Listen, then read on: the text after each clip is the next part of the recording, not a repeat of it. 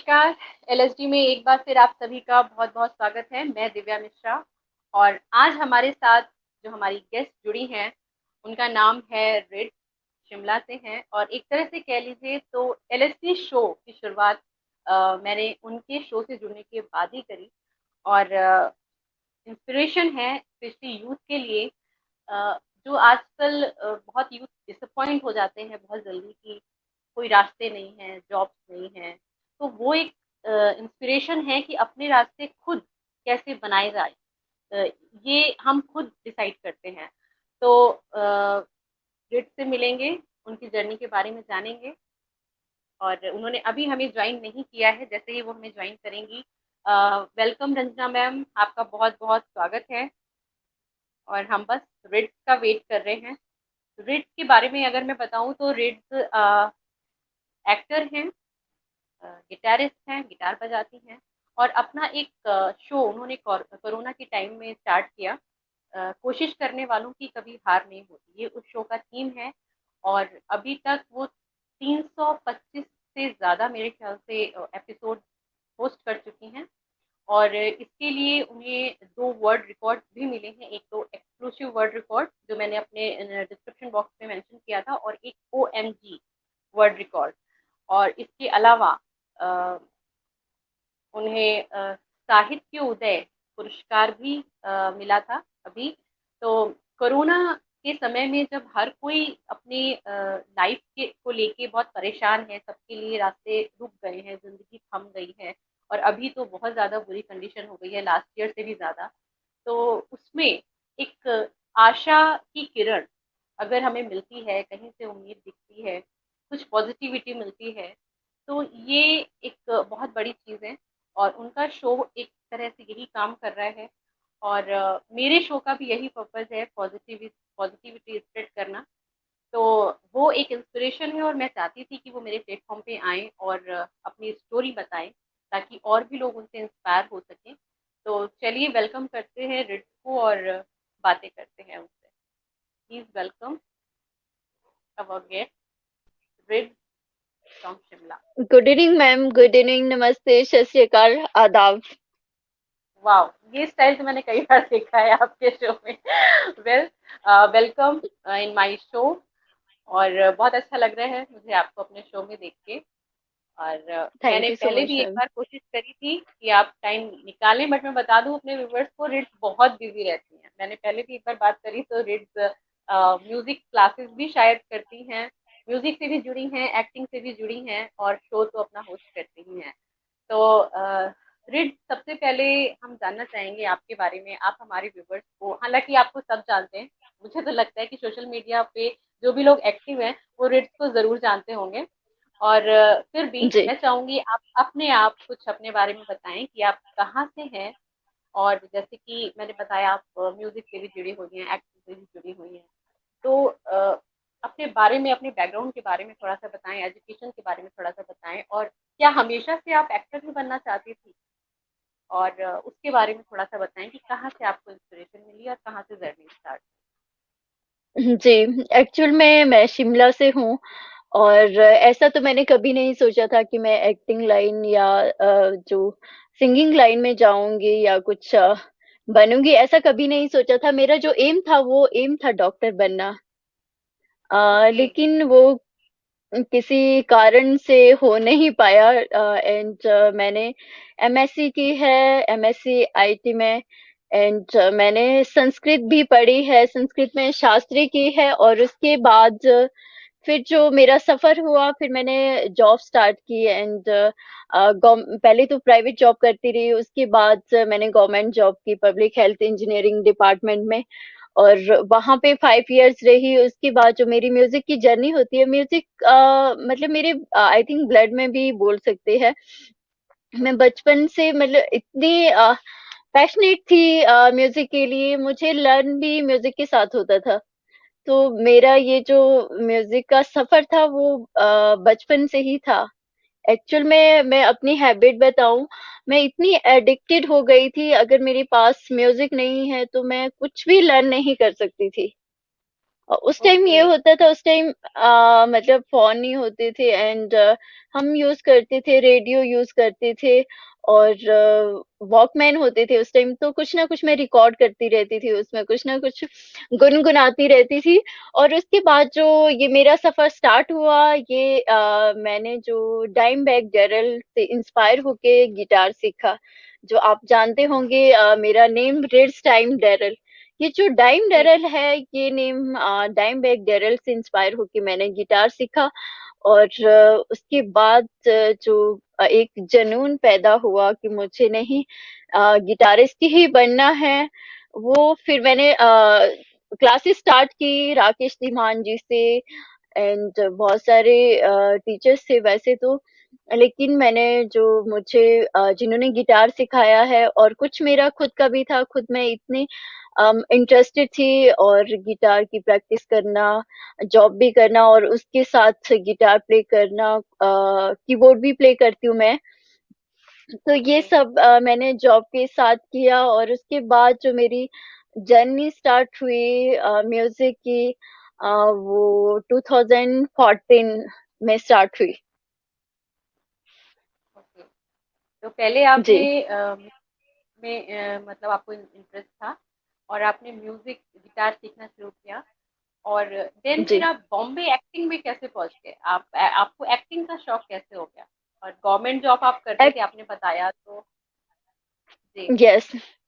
Actual में मेरा ये था कि मुझे एक्ट्रेस तो नहीं बनना था, ये मेरा कभी नहीं था। मैं चाहती थी कि मैं मुझे लोगों ने भी सजेस्ट किया कि आप गिटार प्ले करते हो तो सिंगिंग कर लो इसके साथ।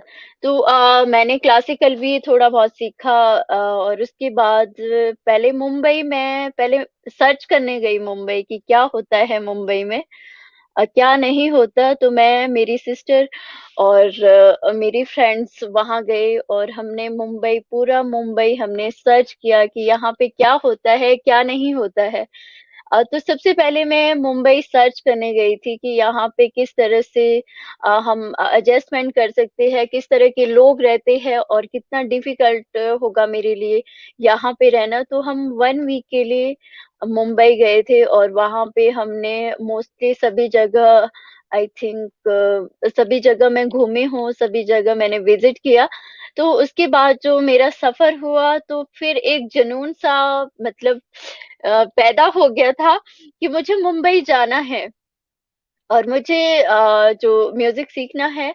लेकिन गिटार तो मैं पहले से प्ले करती थी, और मुझे वोकल की भी नॉलेज थी थोड़ा बहुत, एंड कीबोर्ड भी प्ले करती थी। तो मुझे मतलब विश्वास था कि मैं कर सकती हूँ।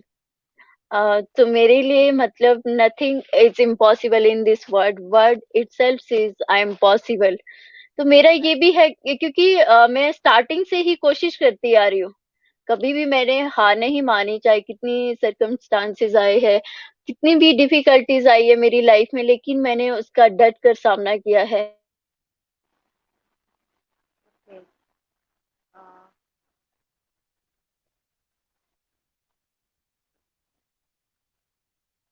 रित्ता, आप सुन पा रहे हैं हमें? Yes, yes. सॉरी। जी। हाँ। यस, एक्चुअल में मुझे तो कॉल आ गया था। ओके। हाँ, तो जैसे आपने बोला कि आप बॉम्बे गए थे, आप देखने, पॉसिबिलिटीज जी। चेक करने वहाँ पे सरवाइव कर पाएंगे, क्या क्या पॉसिबिलिटीज हैं। तो क्या एक्सपीरियंस रहा बॉम्बे का आपका? कितने समय तक आप बॉम्बे में थे? प्लीज मैम, आप फिर से रिपीट कीजिएगा क्वेश्चन, क्योंकि मैं आपको सुन जी। नहीं पाई हूँ। Okay, okay. मैं ये पूछ रही हूँ, जैसे आपने अभी बताया कि आप बॉम्बे गए थे पॉसिबिलिटीज देखने की, आप वहाँ क्या क्या कर सकते हैं। तो आपका जी। बॉम्बे का एक्सपीरियंस कैसा रहा? आप कितने समय वहाँ पे रहे, और आपको एक्सपीरियंस वहाँ पे क्या हुआ, क्या लगा कि आप क्या क्या पॉसिबिलिटीज है, क्या एक्सपीरियंस रहा आपका वहाँ का? जी। एक्चुअल में पहले मैं जब 1 वीक के लिए गई थी, तो मैंने विजिट किया जो वहाँ पे जितने भी प्रोडक्शन हॉल्स थे, सभी मैंने वहाँ पे विजिट किया, किस तरह से यहाँ पे ऑडिशन होते हैं, कितना यहाँ पे लूटते हैं, ये सब मैंने वहां पे मैं देख के आई थी कि कैसा होता है क्या नहीं होता। क्योंकि मुंबई में बहुत सारे एक्टर भी है, प्रोडक्शन हाउस मतलब आपको बहुत सारे मिलेंगे, और बहुत लोग ऐसे भी है जो बेवकूफ भी बनाते हैं।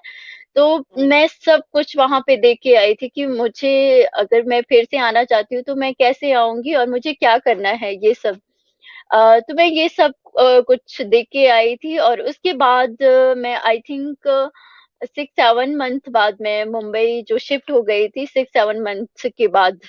वो भी एक जुनून सा था कि मुझे, मैंने शंकर महादेवन एकेडमी की बात करी तो वहां पे मुझे, मैंने उनसे कहा कि मुझे सीखना है, लेकिन उन्हें ये लगा कि मैं वहां पे आई थिंक टीचर की जरूरत थी, तो वो मेरा इंटरव्यू लेने लग गई, वो ओह। मैम, कि आप ठीक है, आप यहाँ आ जाइए। और उन्होंने कुछ राग बताए थे कि आप प्लीज ये राग सुनाइए या कुछ इस तरह से।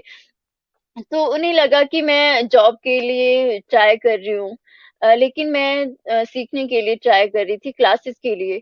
तो उसके बाद मेरा मेन जो मकसद था कि मैं शंकर महादेवन एकेडमी ज्वाइन करूंगी, और उसके बाद जो अपने ऊपर मेहनत करूंगी, और शोज मिले तो ठीक है, क्योंकि मैं गिटार तो पहले से ही सीख के गई थी, तो मेरा ये मेन मकसद था वहां पे जाने का।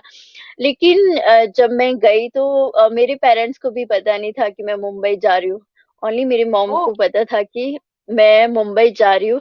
इवन आप बिलीव नहीं करोगे, वहां पे एक एचआर में है, वो मेरे नोन में है। उनसे बात हुई कि आपकी जो जॉब है, मेरा ऑनलाइन इंटरव्यू हुआ, सब कुछ मेरा सही हो गया, लेकिन जब मैं वहां मुंबई पहुंची, एंड मैंने पहले ही पीजी भी जो वहां पे बैंड्रा में पीजी लिया था, वो भी मैंने स्टार्टिंग में ही ले लिया था, क्योंकि ऑनलाइन बुकिंग करवा ली थी वहां पे। जैसे ही मैं मुंबई पहुंची, और उस टाइम आप बिलीव नहीं करोगे, मुझे सीट भी, ट्रेन में सीट भी, एक्चुअल में मैं ट्रेन से गई थी, तो वहां पे मुझे सीट भी अवेलेबल नहीं थी, लेकिन आई थिंक दिल्ली की कोई फैमिली थी, उन्होंने मुझे सीट दी। और उसके बाद मेरा जो वेलकम किया, वेलकम मुंबई में बारिश ने किया। और ओह। वो मेरे लिए मतलब एक क्या बोल सकते हैं, एक मूवी की तरह था, जिस तरह से हम किसी मूवी को देखते हैं उस तरह से। जब मैं उसके बाद वहां जॉब गई तो मुझे लगा कि वो कुछ मतलब उनका नेचर अच्छा नहीं लगा, और उसके बाद मैंने हम्म। वो जॉब ड्रॉप कर दी।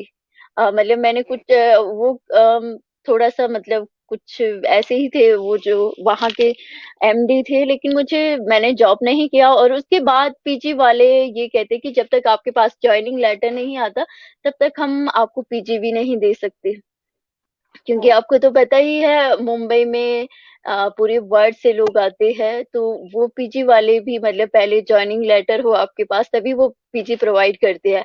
उसके बाद इवनिंग का टाइम था, 6 o'clock हो चुके थे। फिर मैं इतनी वॉरिड भी थी, लेकिन मैंने गूगल पे सर्च किया, और बांद्रा में ही मैं एक गर्ल्स हॉस्टल था, वहां गई। फिर उसके बाद जो मेरी जर्नी हुई, सबसे पहले तो मेरी जर्नी स्टार्ट हुई, जॉब फाइंड आउट करती रही मैं 22 डेज तक। हम्म। 22 डेज तक जॉब फाइंड आउट करती रही, कहीं पे कुछ होता, कहीं पे कुछ होता, कहीं पे मराठी लैंग्वेज कंपलसरी थी, कहीं पे कुछ था। तो इस तरह से जो मेरा सफर हुआ मुंबई का, वो सब था। बहुत ही चलिए। अच्छा भी रहा है, लेकिन हाँ। थोड़ा सा ये भी था कि स्ट्रगल भी था, काफी स्ट्रगल, क्योंकि मुझे किसी का सपोर्ट नहीं था, और मेरी मॉम को ही पता था कि मैं मुंबई गई हूँ, लेकिन तो इस तरह से मैंने बहुत सारे जो काम किए हैं अपनी लाइफ में। तो मॉम का सपोर्ट था आपको, बाकी किसी का सपोर्ट नहीं था। तो डर हम्म, नहीं लगा कभी कि घर में कोई कुछ कहेगा, डांटेगा, या कल को कुछ इशू हो जाता है, एक अजनबी शहर में अकेले आप चले गए बिना किसी सपोर्ट के, और वो भी जी। बॉम्बे जैसे शहर में जहाँ पे तो कितनी खबरें आती रहती हैं कुछ ना कुछ डेली। एक्चुअल तो में ये। मुझे यस, हम्म। एक्चुअल में मैं आपको एक बात बताना चाहती हूँ। मैं मतलब जितनी इनोसेंट दिखती हूँ मतलब अच्छा। इनोसेंट भी हूँ। एक्चुअल में मुझे हिटलर के नेम से बुलाते थे लोग, हिटलर। ओ। कोई भी मतलब बचपन से लेकर मैं जो इन सब चीजों के लिए मैं इतनी, आप बिलीव नहीं करोगे, हिटलर एंड सीआईडी मेरे नेम जो मुझे बहुत बचपन से लेकर आज बहुत तक कॉलेज टाइम में एंड स्कूल टाइम में लोग बुलाते थे। तो वो आई थिंक वो मेरा कॉन्फिडेंस लेवल था जो कि मैं कहीं भी जा सकती हूँ। राइट। तो इसलिए शायद इंटरेस्टिंग। मेरे लिए मुंबई भी ऐसा कोई वो नहीं था कि मुझे डर लगा या ऐसा कुछ होगा, क्योंकि आजकल तो आपके पास फोन है और अगर आप खुद सही हो तो मतलब कुछ कोई कुछ नहीं कर सकता। तो ये मेरे में प्लस पॉइंट है। Really interesting. और वाकई आपको देख के नहीं कोई कहेगा कि हाँ ये इतनी डेयरिंग है। जैसे कि वो कहते हैं ना कि जिद चाहिए जीतने के लिए, हार के लिए तो सिर्फ डर ही काफी है। तो डर अगर अपने अंदर नहीं है तो बहुत सारी चीजें खुद ब खुद आसान हो जाती हैं। तो जी। फिर आपकी जर्नी जैसे आपने बताया कि वहाँ पे फिर अनूप जलोटा जिससे भी आप जुड़ी हुई हैं, जैसे उनकी एक आपकी मूवी मैम अभी वॉइस आई थी थोड़ा सा उसमें कम आ भी। रही है। हाँ जी। वॉइस। मैं आपकी अभी जो मूवी आई थी, हेलो, जी। अभी जो एक मूवी आई थी जिसमें अनूप जलोटा जी थे और उसमें भी आप एक हिस्सा रही हैं, तो जी। वहाँ कैसे आपकी शुरुआत हुई, वहाँ कैसे आप जुड़ी और किस तरह से एक्टिंग में आपकी शुरुआत हुई? एक्चुअल में मैं जो मुंबई में जब गई थी तो सबसे पहले तो मैं सर्च कर रही थी कि क्योंकि मुझे याद है 28 मैं सिद्धिविनायक टेम्पल में बैठी थी और मुझे लग रहा था कि मैं मतलब जॉब छोड़ के भी आ गई हूँ और मैं गॉड से प्रे कर रही थी कि मैं क्या करूँ, मतलब ना तो मुझे कोई ढंग की जॉब मिल रही है और साथ में जो उस जॉब वाले ने मतलब ये किया कि पहले तो उन्होंने बता दिया कि आप सिलेक्टेड हो, लेकिन उनका मुझे नेचर अच्छा नहीं लगा। और उसके बाद हम्म। जब मैं सोच रही थी तो मुझे एक मेरे माइंड में एक माइंड में आया कि मुझे जो गूगल मैप है उस पे अनूप जी और मीका सिंह का मैंने एड्रेस डाल दिया। तो ओके। उसमें उनका नंबर आया तो सबसे पहले मैंने अनूप सर के ऑफिस कॉल किया और उनको कहा कि आप प्लीज अनूप सर से बात करवाइए और मैं डायरेक्ट। अपॉइंटमेंट लेना चाहती हूँ उनसे। वाओ। ओके। जी। जी, तो वाओ, बट उसके बाद ये उस टाइम मॉनसून का इतना मतलब मुंबई की मॉनसून तो आपको पता ही होगी कि कितनी हम्म, मॉनसून होती है। और हम्म, सेकंड उन्होंने कहा कि आप सेकंड डे कॉल कीजिए तो हम आपको बता देंगे। फिर मैंने सेकंड डे कॉल किया, लेकिन फिर भी उन्होंने कहा कि आप ऐसा कीजिए कि कल 10 o'clock आ जाइए तो हम आपकी अपॉइंटमेंट करवा लेंगे। और उसके बाद मैंने मतलब इतनी बारिश हो रही थी, ऑटो वाले कोई भी मतलब जाने को तैयार नहीं थे कि हम नहीं जा सकते। ऑटो भी मैंने एक ऑटो वाले भैया को बोला कि भैया प्लीज मुझे स्टेशन तक छोड़ दो। और उसके बाद एक ऑटो वाले भैया मान गए और मैं गई तो अभी भी मुझे याद है दादर में इवन कि इतनी बारिश हुई, मेरा फोन भी मतलब बिल्कुल फोन में पता नहीं कैसे कैसे लोकेशन ट्रेस कर पा रही थी। और हम्म। वहां पहुंच गई फिर सर के पास। और सर की एक बात मैं बताना चाहती हूँ, वो इतने डाउन टू अर्थ है। जैसे मैंने कॉल किया तो उन्होंने कहा कि प्लीज आप आ जाइए, आप कैसे हो। उन्होंने ये नहीं पूछा कि आप कौन हो, कहाँ से हो, क्या आप कैसे हो। मैं कहा सर मैं बहुत अच्छी हूँ कि आप आ जाइए 2 o'clock से पहले। तो मैं इस तरह से उनके पास पहुंची और उसके बाद उन्होंने कहा कि आप डेली आ सकते हो यहाँ पे, आप म्यूजिक जो भी सीखना चाहते हो आप डेली आ जाइए यहाँ। फिर मतलब मेरे लिए वाओ। थोड़ा सा मैं टेंशन फ्री हो गई कि मुझे जो म्यूजिक के लिए क्लासेस चाहिए थी वो मुझे यहाँ पे मिल रही है। और मुझे बहुत ही अच्छा लगा कि नहीं, मेरी जो भगवान ने प्रेज सुनी है। तो मेरे लिए वो टाइम मतलब मेमोरेबल टाइम था मुंबई का। उसके राइट, बाद राइट, राइट। उनके साथ में जुड़ी। और मूवी की बात करें तो मूवी में मुझे इतना फीवर था, कफ था, मतलब बहुत ज्यादा था। मैं स्टूडियो कैसे कैसे पहुंची हूँ, इवन कि मुझे गोरेगांव में वॉमिटिंग भी जुनून था। और ओह। उन्होंने ये कहा था कि आप जो आपकी ड्रेसेस है वो मतलब ड्रेसेस वेस्टर्न ही होनी चाहिए। तो उसी हम्म, मॉर्निंग मैंने अपनी ड्रेस का अरेंजमेंट करवाया 6 o'clock एक शॉपकीपर से वहां घर में जाके उनको कहा कि प्लीज अपनी शॉप खोल दीजिएगा। मतलब इस तरह के किस्से हैं जो मेरे मुंबई की जर्नी के हैं मैम। ओके, जी। ओके। महिमा जी हैं हमारे साथ, जो कह रही है हेलो हिटलर। वाओ। और उमंग सरीन जी हमारे साथ जुड़ी हुई ओह। हैं, रंजना मैम हमारे साथ जुड़ी हैं। रंजना जी कह रही हैं स्ट्रगलिंग लाइफ बट इंटरेस्टिंग। और डोलिगो बिंदा जी हमारे साथ हैं, जो कह रहे हैं excellent interview, thank you. Subhash Gupta ji हमारे साथ हैं, रिड्स लिव लाइफ किंग साइज। अच्छा, एक्चुअली आज तक मैं समझती थी कि सर मेरे सर हैं, बट मुझे आज पता चला कि ये आपको भी जानते हैं। ओके। वैसे ओह। सोशल मीडिया से जो भी जुड़ा होगा वो आपको जानता ही होगा। उमंग शरेन जी हमारे साथ जुड़ी हुई हैं, मयंक माथुर जुड़े हुए हैं, विवेक श्रीवास्तव जी हैं, संजय बजाज जी हैं, अरुण कुमार गौतम जी हैं, अनीता जी हैं, वंदना घोष जी हैं। बहुत सारे लोग हमारे साथ जुड़े हुए हैं रिड्स को सुनने के लिए। थैंक यू, आप सभी हमारे साथ जुड़े रहें। और सच में यस, जो आप थैंक यू सो बता मच रहे हैं ना एवरीवन। जी, जो आप बता रहे हैं ना कि हर रास्ता दूर से देखने में कठिन ही लगता है, घुमावदार ही दिखता है, यस। लेकिन जब उस पे चलना शुरू करते हैं तो वो धीरे धीरे धीरे धीरे आसान होने लगता है।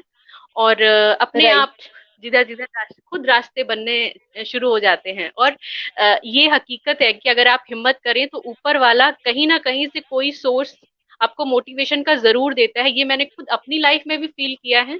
जब भी मुझे बहुत जी। जरूरत हुई, जब भी मुझे लगा कि मैं नीड में हूँ, तो ऊपर वाले ने कहीं ना कहीं से कोई ना कोई मोटिवेशन, कोई ना कोई पॉजिटिव सोर्स मेरी लाइफ में जरूर भेजा है।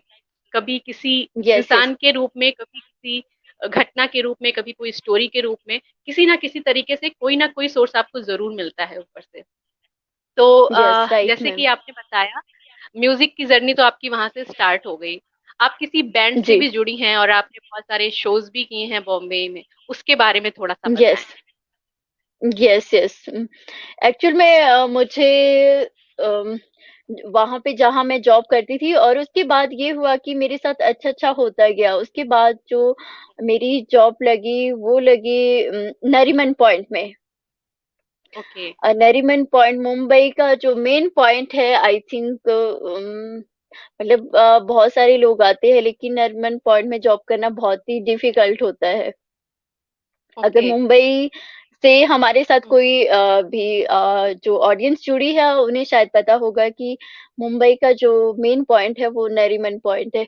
वहां पे मेरी जॉब लगी तो ये मेरे लिए बहुत ही बेस्ट मोमेंट था। वहां जो मेरे साथ यादें जुड़ी हुई है, वहां इवन कि आप टैक्सी ड्राइवर तक वो भी मुझे जानते थे। इवन कि ओके। 1 ईयर ही हुआ था मुझे, लेकिन जो मेरा नेचर था उन्हें आई थिंक अच्छा लगा। और मतलब वहां पे जो ऑफिस के तो थे वो सभी जानते थे। और प्लस पॉइंट था जहाँ पे मैं जॉब करती थी, तो वहां पे मुझे के सदानंद हेगड़े जी, उन्होंने मुझे अपनी बेटी बनाया। ओह उनको वाह। मेरा नेचर इतना अच्छा लगा। वो किसी गुरु को मानते थे, जो वो सर।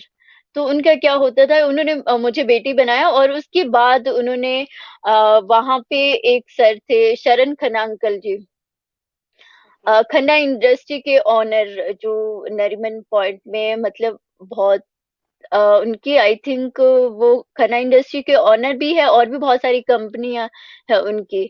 तो उनसे मिलवाया और उन्होंने हमें शोज दिलवाए। ओके। सबसे पहले तो ताज होटल, जो मुंबई का है, जहाँ पे हम हमारा ड्रीम होता है। और उसके साथ डिप्लोमेट होटल है। और हमने जो शोज किए हैं, हमने एक साई आरपीएच म्यूजिक बैंड है हमारा, जिसमें हमारे साथ ड्रमर प्रीतम डोगरा जी है, और हेमंत शर्मा वोकलिस्ट है, और मैंने गिटार प्ले किया है। तो हमारा जो बैंड था, और वो हमारे लिए मतलब इतना लकी बैंड था। हमने जो शोज किए, वो हमारा फर्स्ट शो था डिप्लोमेट होटल में, जहां से पूरे वर्ल्ड के टॉप बिजनेसमैन आए थे। केवी वाओ। सत्यमूर्ति की बात करें, केवी सत्यमूर्ति अमिताभ बच्चन जी के फ्रेंड है। तो उनका सबसे पहले यही था कि आप बहुत लकी हो जो आपको यहाँ पे मौका मिला। तो फिर मैंने शरण अंकल जी से पूछा कि इन्होंने ऐसा क्यों कहा। तो उन्होंने हम्म। ये कहा कि यहाँ पे मतलब जो अजीत सिंह जैसे लोग यहाँ पे जो कॉन्सर्ट करते हैं, लेकिन आप लोग बहुत ही लकी हो जो आप यहाँ पे कॉन्सर्ट कर रहे हो, क्योंकि पूरे वर्ल्ड से टॉप बिजनेसमैन है।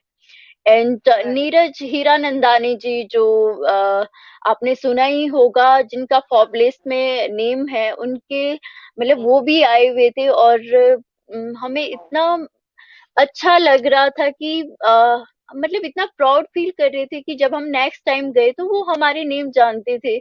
और जितने भी टॉप बिजनेसमैन आप गूगल पे सर्च कीजिएगा, और हमारे लिए जो हमारे फैन बन चुके थे, तो वाओ। हमारे लिए ये इतना प्राउड मोमेंट था। और सबसे उसके बाद प्राउड मोमेंट था, और मुंबई में रामलीला होती है। और रामलीला होती है उनके जो आई थिंक जो शरण खन्ना अंकल जी है, उन्होंने हमें वीआईपी टिकट दिए, वीआईपी डिनर, जहाँ पे लाखों लोग आते हैं एंड हजारों की संख्या में पुलिस वाले होते हैं।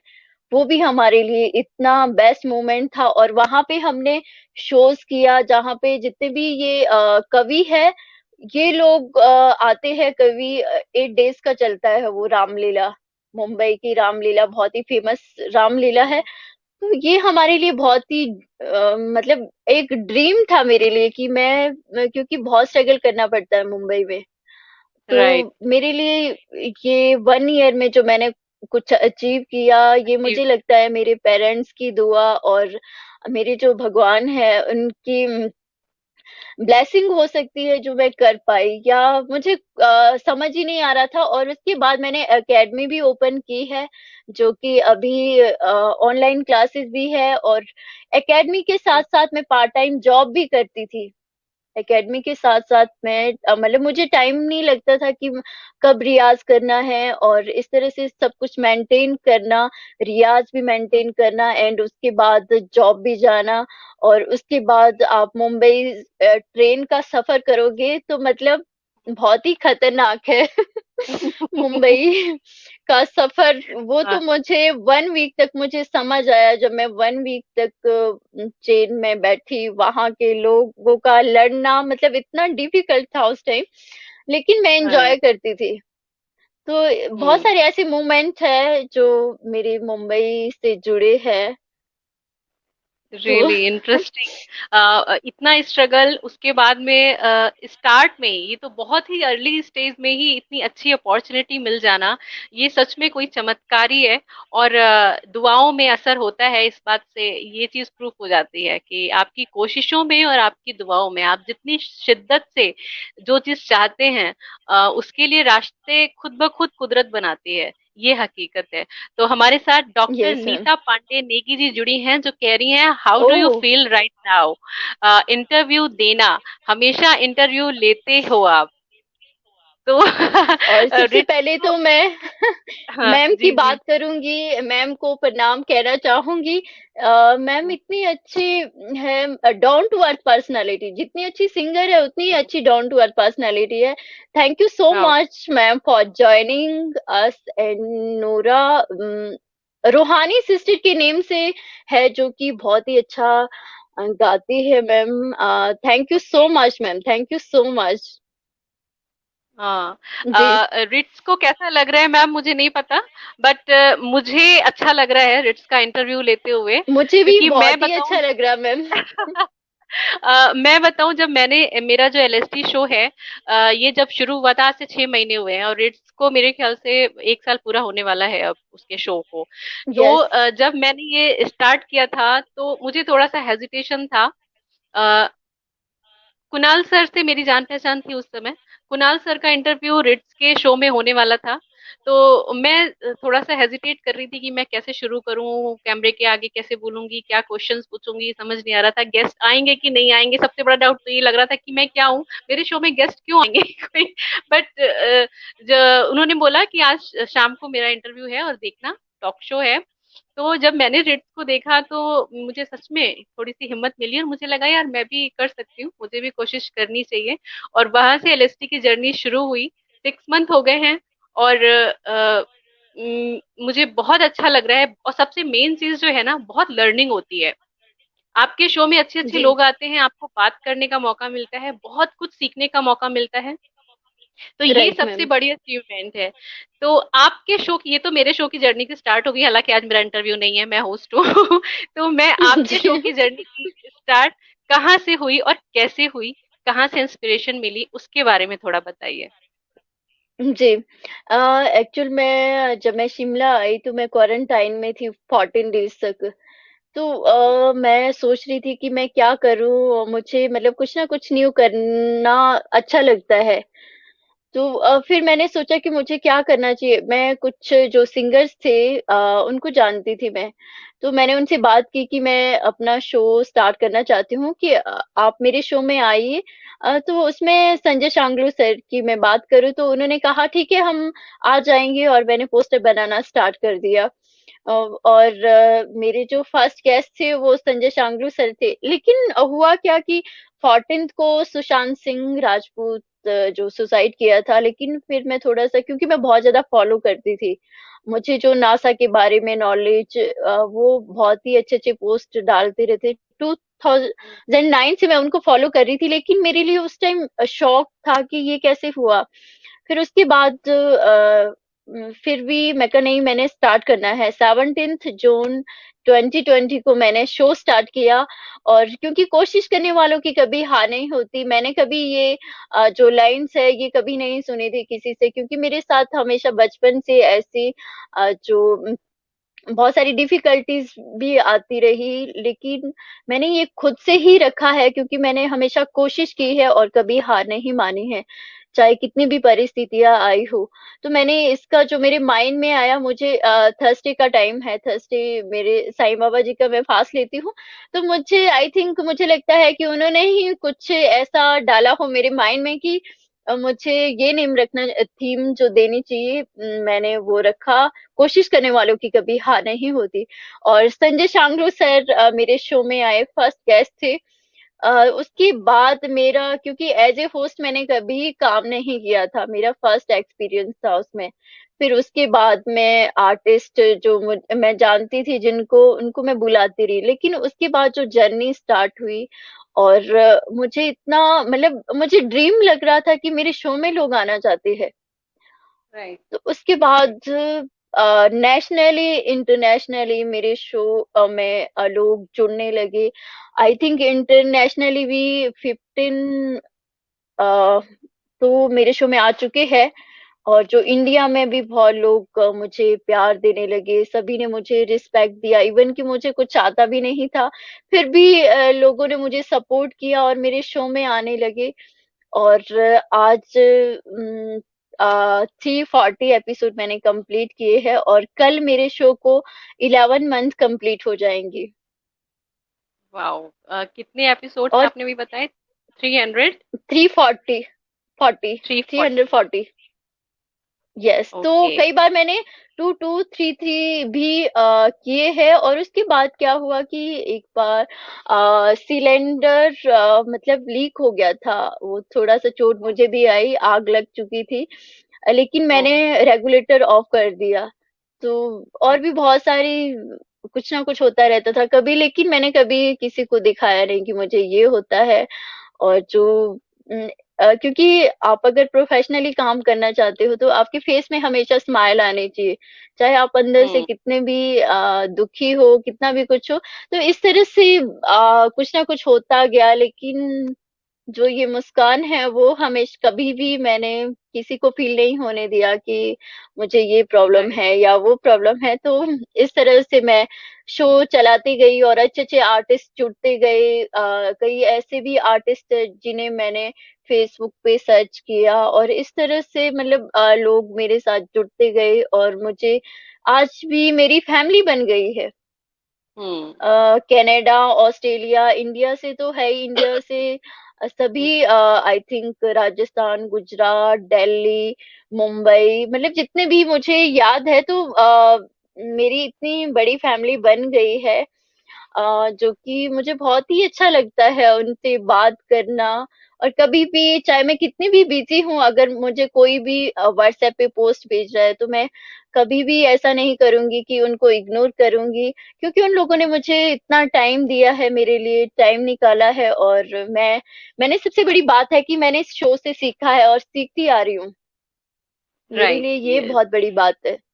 मैंने जी, कभी नहीं बिल्कुल। सोचा, हमेशा यही होता है कि मैं जब लोगों को बोलती हूँ कि आप मेरा पेज फॉलो मत कीजिए, लेकिन जो मेरे शो की टैग लाइन है, जो टाइटल है, कोशिश करने वालों की कभी हार नहीं होती, वो फॉलो कीजिए। मुझे फॉलोज हुँ। नहीं चाहिए, मुझे पॉजिटिविटी चाहिए। अगर आप लोग खुश हो तो मैं भी खुश हूँ। वाओ! वाओ! ये तो बहुत अच्छी बात कही रिल्स आपने। और जो आपने अभी बोला, मुझे लगता है कि जिस चीज से आप प्यार करते हैं ना, जो काम करने से आप प्यार करते हैं, तो वो जी। जब उसके पीछे सारी परेशानियां आपकी छिप जाती हैं। मेरे साथ भी कई बार ऐसा होता है कि बेटी है छोटी, कई बार होता था कि मेरी नींद पूरी नहीं होती थी, घर के किसी इशू की वजह से मैं डिस्टर्ब होती थी, लेकिन जब मैं कैमरे के सामने होती हूँ तो ना वो नींद दिखाई देती है, ना वो थकान दिखाई देती है। वो जिस यस। चीज से आप प्यार करते हैं, जो करना आपको अच्छा लगता है, वो ऑटोमेटिकली वो ग्लो, वो स्माइल आपके फेस पे आ ही जाता है। तो यस, ये राइट सच में मैम। बहुत अच्छा एक्सपीरियंस है। और हमारे साथ में सोनू सतीश शर्मा जी जुड़ी हुई हैं, और रेखा अग्रवाल जी हैं। Hello, hello ma'am, thank you. और चिंतन वासी जी हैं हमारे साथ में। जी। तो जो he is a great personality, international choreographer है, जो कि कल वाह, मेरे शो में आए थे। Thank you so much sir for joining us. Okay.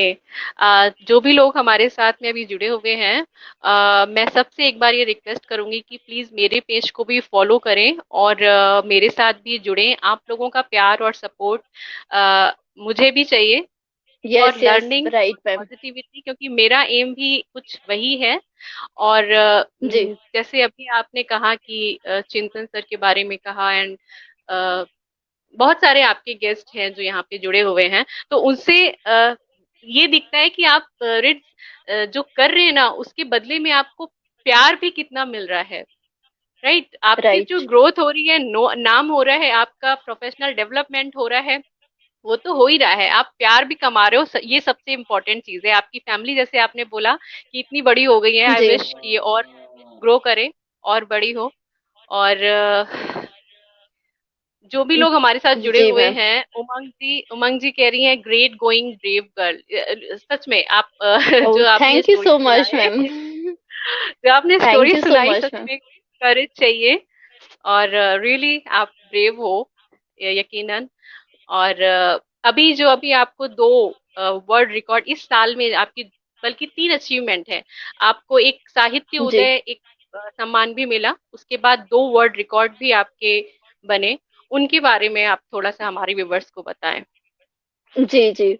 सबसे पहले तो मुझे साहित्योदय ने मुझे 2 अवार्ड दिए हैं। एक वुमेन्स डे पे दिया है, और एक उससे पहले उन्होंने मुझे सम्मानित किया है। और उसके बाद में एक अवार्ड मुझे मिला है, जो आप जानते होंगे, हरविंदर मानकर sir, Motu Patlu fame director, उन्होंने हम्म। मुझे एक अवार्ड दिया था। मेरा जो शो है वो टॉप 50 में आया था। वो हमेशा हर साल ये अवार्ड देते हैं, तो मेरा शो भी ओके, टॉप 50 में आया था।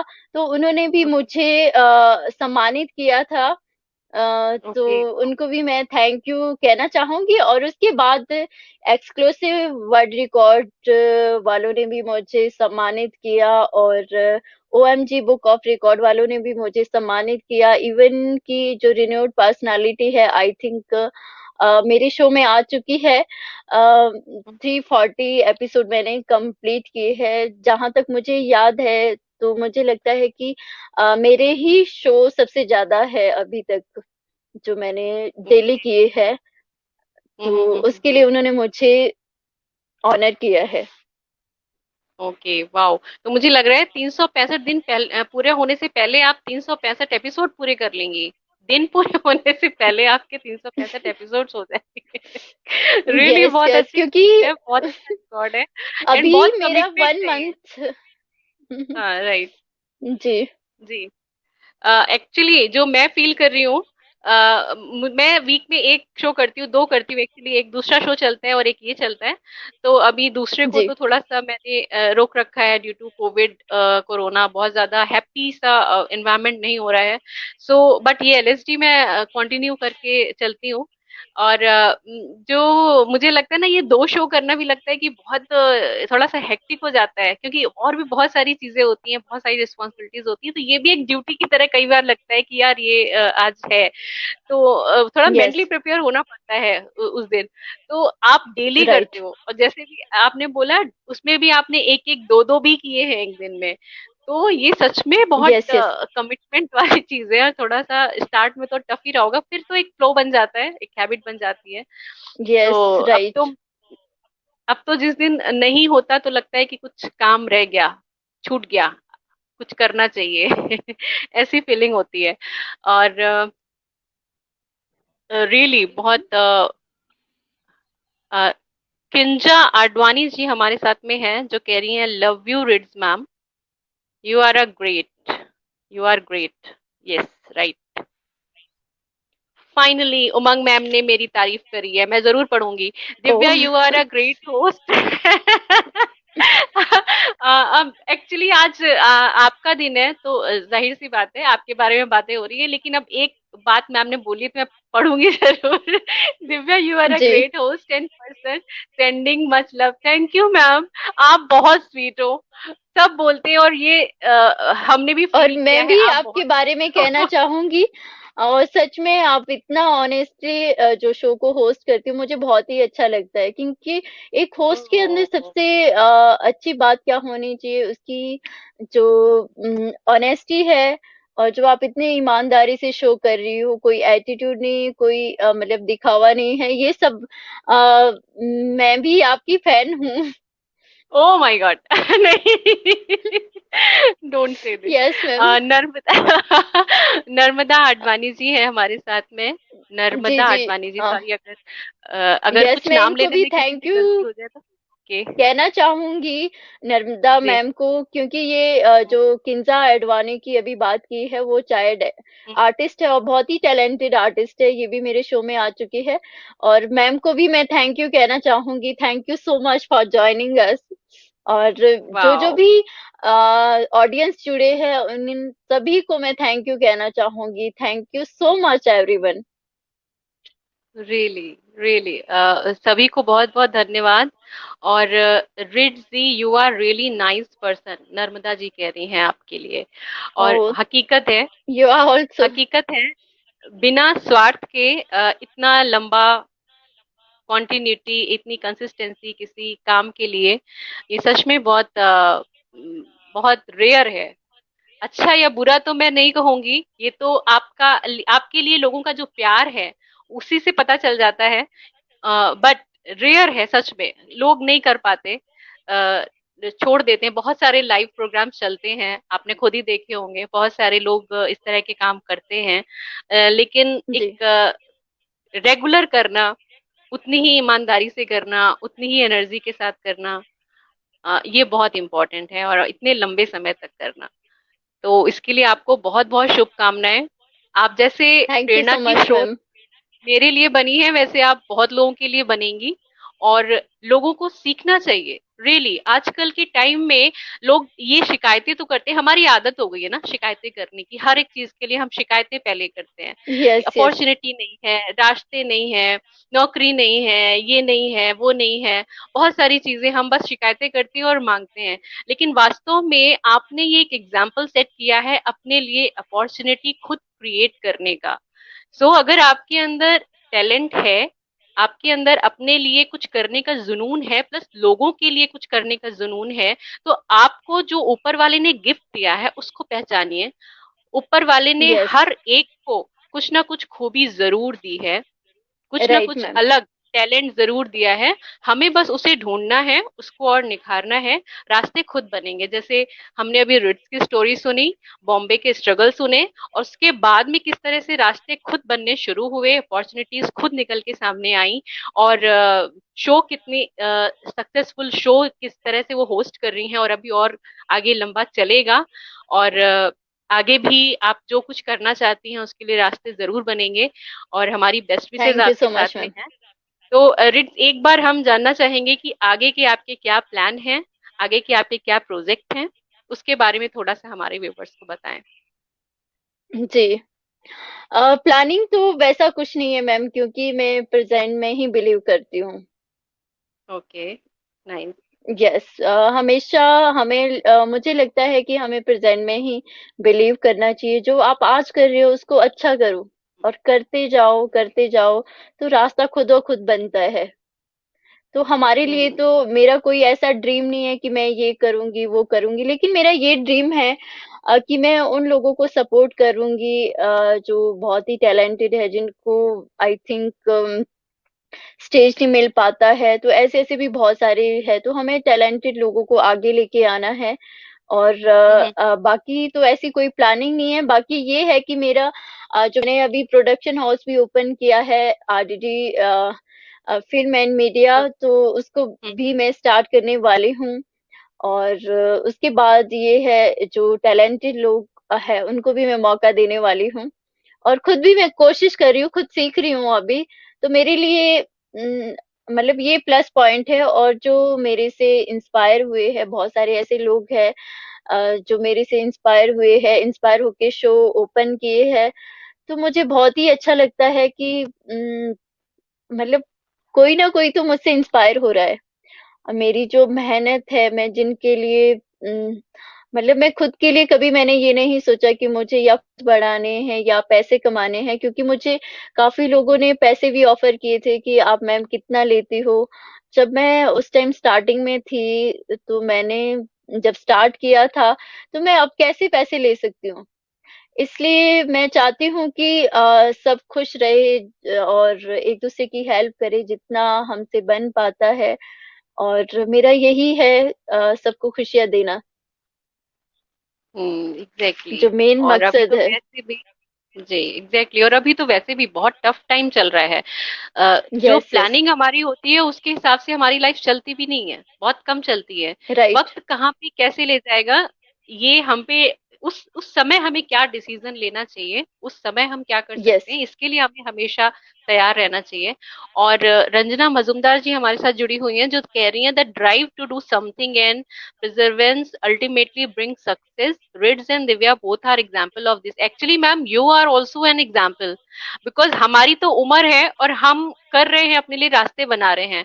बट आप टीचिंग जी। में हैं, ऑलरेडी आप सक्सेसफुल हैं, एक तरह से कह सकते हैं। और आपके बच्चे भी बड़े बड़े हो गए हैं, रिस्पॉन्सिबिलिटीज पूरी हो गई हैं, but you are still very active, and आप खुद बहुत लोगों के लिए इंस्पिरेशन है। मैम के लिए मैं बता दूं, रंजना मैम एक बहुत अच्छी पोइटिस है, मेरे शो में आ चुकी हैं। और साथ ही ओह साथ ये वाओ। लखनऊ रेडियो में एक शो होस्ट करती हैं, जो एक इंटरनेट रेडियो है।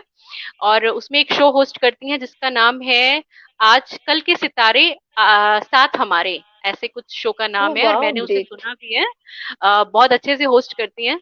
तो आप खुद जी। एक इंस्पिरेशन है कि लाइफ को हमेशा बहुत जिंदा दिली के साथ में जीना चाहिए। एज इज नो बैरियर, आप age is just a number, आप अपने सपने कभी भी राइट। जी सकते हैं। जी, यस। तो रिड्स, अभी आपकी कुछ कमिंग मूवीज हैं जो आने वाली हैं, और एक और मेरे मन में खुद ये क्वेश्चन था, एक और शो में मैंने आपका नाम आपके पेज पे देखा है। मुझे नाम नहीं याद आ रहा, एक और न्यूज शो अभी आपका स्टार्ट हुआ है जिससे आप जुड़ी हुई हैं। CMS talk show. यस, जी जी सीएमएस जी टॉक जी शो। जी जी। उसके बारे में कुछ बताएं कि जिसमें वो हम, क्या है। यस, सीएमएस टॉक, मतलब हम, मैं को डायरेक्टर हूँ उसकी। और हम उसमें जो रियल स्टोरी है, क्योंकि आज की डेट में बहुत सारे ऐसे लोग जो हमारे लिए इंस्पिरेशन है, तो हम रियल स्टोरी लेके आ रहे हैं उसमें।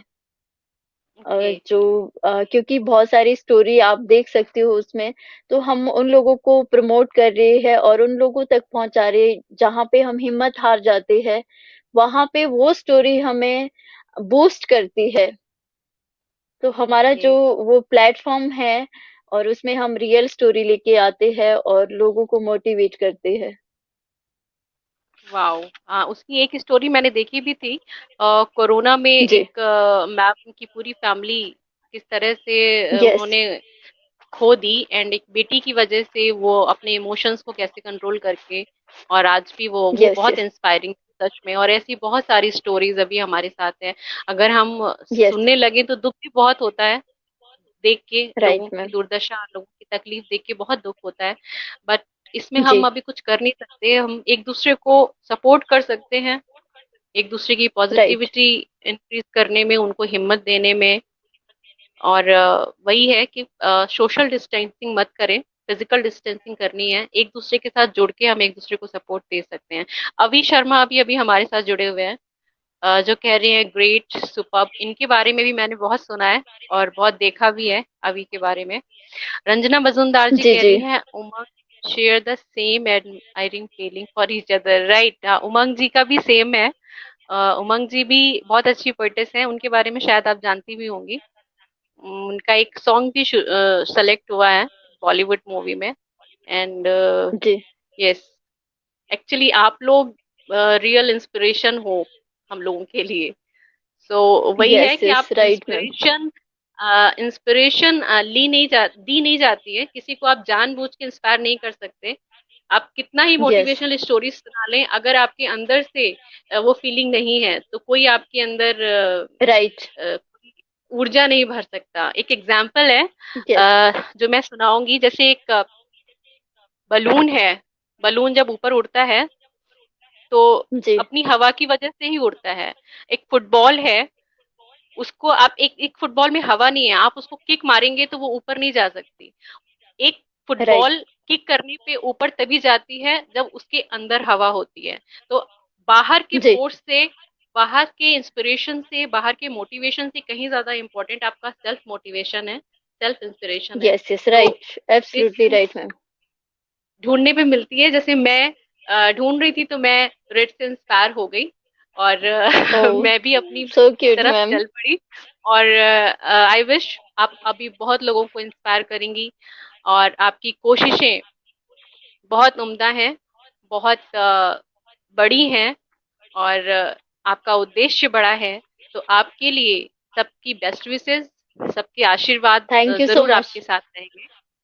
और आई थैंक यू विश सो कि मच आपको मैम। आपकी मंजिलें जरूर मिले, आपके लिए रास्ते बनते रहे, मिलते रहे, और आपका शो ऐसे ही और चलता रहे। और भी आपने जो भी प्लानिंग करके रखी हो अपनी माइंड में लाइफ के लिए, वो सब आपके सपने पूरे हो। हमारी बेस्ट विशेष हमेशा आपके साथ हैं। तो रेड्स, अब टाइम भी हो रहा है, थैंक यू हम सो मच। चाहेंगे आप हमारे व्यूवर्स को, स्पेशली यूथ्स को, क्योंकि मेरे शो का जो पर्पज है वो ड्रीमर्स के लिए जी, है, कि आप उन्हें कुछ ऐसा मैसेज दें जो उन्हें इंस्पायर कर सके। तो क्या कहना चाहेंगी आप हमारे व्यूवर्स से? मैं सभी से यही कहना चाहूंगी, अगर आप ड्रीम देखते हो तो देखिए और उसको फुलफिल कीजिए। और सबसे पहले तो आप अपने आप पे काम कीजिए। अगर आप एक्टर हम्म, बनना चाहते हो, मुंबई जाना चाहते हो, तो सबसे पहले खुद को इतना मतलब नरिश कीजिए कि जो भी डायरेक्टर या कहीं भी जाओ आप, तो मतलब कभी ऐसा रिजेक्ट ना होना पड़े। तो मैं सभी से कहना चाहूंगी जो हमारे साथ ऑडियंस जुड़े हैं, खुद को फाइंड आउट कीजिए सबसे पहले कि आपके अंदर हम्म, कौन सा टैलेंट है। उसके बाद राइट। आप उस पे काम कीजिए और उस पे काम कीजिए। आप उसको इतना टाइम दीजिए कि जो कहे कि वो हमारा जो स्ट्रगल होता है वो हम सुनते हैं, कई बार हम स्टोरियां सुनते हैं कि हमने इतना स्ट्रगल किया, इतना स्ट्रगल, वो सच में होता है मैम। हम्म, क्योंकि हम जहाँ तक मैं खुद की बात कर रही हूँ, जो एक्टिंग उसकी सॉरी होस्टिंग की बात कर रही हूँ, तो मैंने खुद को इतना इम्प्रूव किया है, इम्प्रूव करती आ रही हूँ। तो मैं चाहूंगी कि जो भी एक्टिंग लाइन में जाना चाहते हैं या सिंगिंग या जो भी कुछ करना चाहते हैं, अपने आप को ढूंढिए पहले।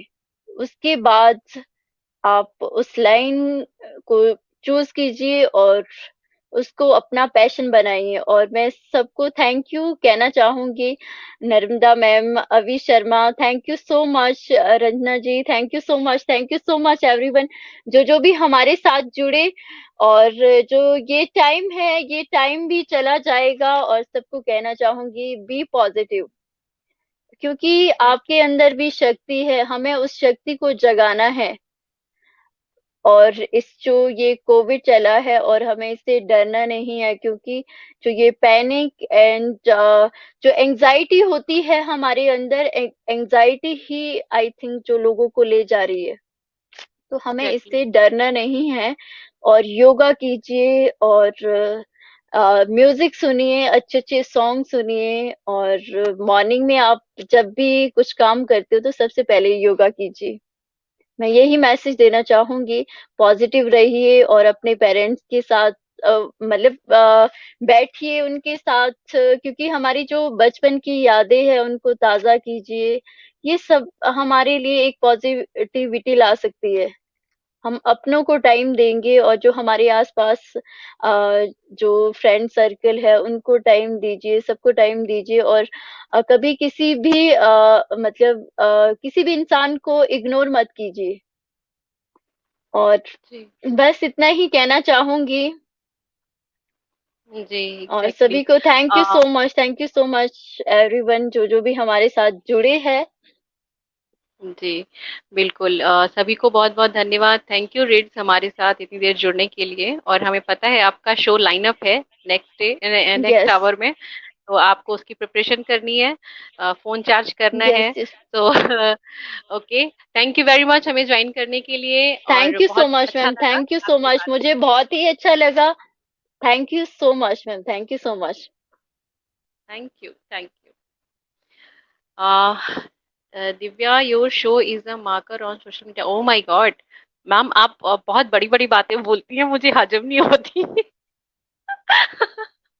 Thank you very much, thank you for appreciation. और जैसे अभी रिट्स ने कहा कि जो डर है, एनेक्सिटी है, वो ज्यादा ले जा रही है लोगों को।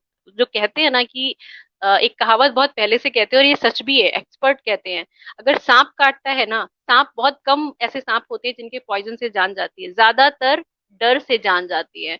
वही केस है, जितना हम साइकोलॉजिकली इस चीज को अपने ऊपर हावी कर लेते हैं ना, वो चीज उतनी ज्यादा डेंजरस होती जा रही है इन कोरोना के केस में भी। और एक और चीज कहते हैं ना, हमारे बड़े बूढ़े, हमारे बुजुर्ग हमसे ये बात हमेशा कहते हैं ना कि सुनते आए हैं, शैतान का नाम जितना लो वो उतना ताकतवर होता है। तो ये कोरोना भी एक शैतान की तरह ही है। इसको हम जितना अपने ऊपर हावी होने देते हैं, corona corona corona corona corona करते रहते हैं, हाई कोरोना कर करके इसको हमने बहुत ज्यादा इसका डर क्रिएट कर दिया है। सेफ्टी गाइडलाइंस फॉलो करें, वो सबसे ज्यादा इंपॉर्टेंट है। टाइम से उसका इलाज शुरू कर दें, किसी भी चीज को लाइटली ना लें। बस यही एक सबसे बड़ा मूल मंत्र है इसमें। अगर जो अभी तक देख रहे हैं, 4 से 5 दिन की भी लापरवाही हो गई तो फिर बहुत मुश्किल हो जाता है। हमने देखा है अपने बहुत यंग लोगों को जाते हुए, और वाकई बहुत डर लगता है ये सब देख के, दुख होता है। डर तो क्या, दुख होता है बहुत ज्यादा कि हमने खुद, मेरे घर में खुद ऐसे 2-3 केसेस हुए हैं जो थोड़ी सी लापरवाही से हमने अपनों को खो दिया। तो दुख होता है ये सब देख के। तो बस डर ना बनाएं, उसके लिए अ, उसकी जो गाइडलाइंस है उनको फॉलो करें, एक दूसरे को सपोर्ट करें जैसा कि हम लोग कर रहे हैं। और ये रात भी बीत जाएगी, नया सवेरा जरूर आएगा और फिर वही दिन आएंगे। आई विश कि वो जल्दी आए। और बाकी देशों में तो अब काफी कंडीशन सही हो गई है, भारत के दिन भी अब बहुत जल्दी अच्छे आएंगे। आई विश सब लोग मिलके प्रेयर करें कि जल्दी से जल्दी ये महामारी खत्म हो जाए। थैंक यू वेरी मच, आप सबने हमें ज्वाइन किया। जो लोग मेरे पेज से पहली बार जुड़े हैं, प्लीज मेरे पेज को फॉलो करें, लाइक करें और इस वीडियो को शेयर करें। हमारे साथ ऐसे ही जुड़े रहें। Stay connected, stay positive. Thank you very much हमें ज्वाइन करने के लिए। Thank you very much.